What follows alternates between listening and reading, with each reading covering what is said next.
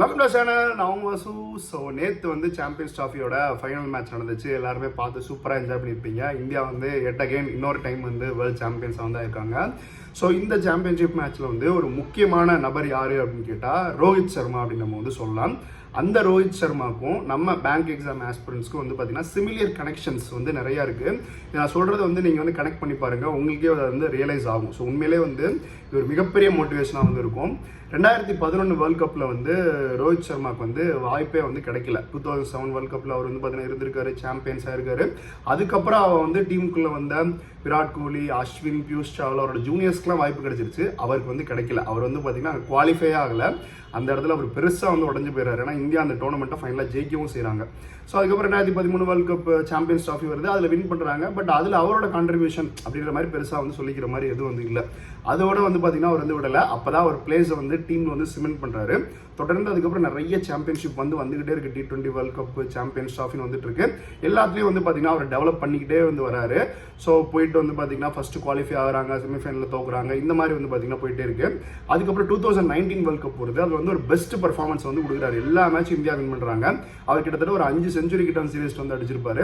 அதில் வந்து பார்த்தீங்கன்னா கரெக்டாக அந்த ஃபைனல் செமிஃபைனலில் வந்து பார்த்தீங்கன்னா வந்து தோத்துருவாங்க. ஸோ அதுக்கப்புறம் வேர்ல்ட் கப்ஸ் வருது, ஒன்றுமே வந்து ஜெயிக்கல.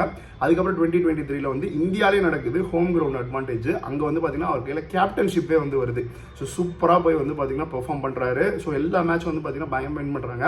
இன்ஃபேக்ட் அந்த மாதிரி ஒரு இந்தியன் டீம் இது வரைக்கும் வந்து இருந்ததில் ஒரு டோர்னமெண்ட்டில் போய் எல்லா மேட்சும் வாஷ் அவுட்டாக சூப்பராக வந்து பார்த்தீங்கன்னா பெரிய மார்ஜினில் ஜெயிக்கிறது அப்படிங்கிற மாதிரி ஜெயிச்சிடுறாங்க. அங்கே போய் வந்து முடிஞ்சிருச்சு அப்படின்னு நினைக்கிறப்ப செமிஃபைனலில் போய் ரோஹித் சர்மா சொல்லுவார், நிறையா பட்டாசு இப்போ வெடிக்காதீங்க, ஃபைனலுக்கு அப்புறம் வெடிச்சிக்கலாம் அப்படின்ற மாதிரி. அந்தளவுக்கு கான்ஃபிடென்ட்டாக இருந்தப்போ ஃபைனலில் அங்கே போய் வந்து பார்த்தீங்கன்னா ஒரு பெரிய ஹார்ட் பிரேக். அந்த ஃபைனலே வந்து தோக்குறாங்க. ஸோ அவர் அப்பயும் சும்மா விடல. அதுக்கப்புறம் T20 வேர்ல்ட் கப்புக்கு போகிறாரு. அங்கே போய் வந்து பார்த்தீங்கன்னா தட்டி தூக்குறாரு. அதுக்கப்புறம் ஒரே வருஷத்தில் திருப்பி சாம்பியன்ஸ் ட்ராஃபி வருது, இங்கேயும் வந்து தட்டி தூக்குறாரு.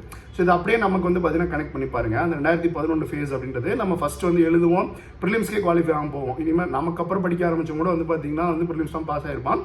நம்மளால வந்து பார்த்தீங்கன்னா பாஸ் ஆயிருக்க முடியாது.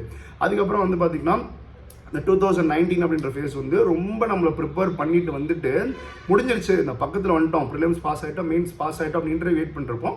ஒரு சின்ன மார்ஜினில் நமக்கு வந்து போயிருக்கும். இன்ஃபேக்ட் 2023 அதே தான், நல்லா வந்து பார்த்தீங்கன்னா பெர்ஃபார்ம் பண்ணிட்டே வந்து வந்திருப்போம்.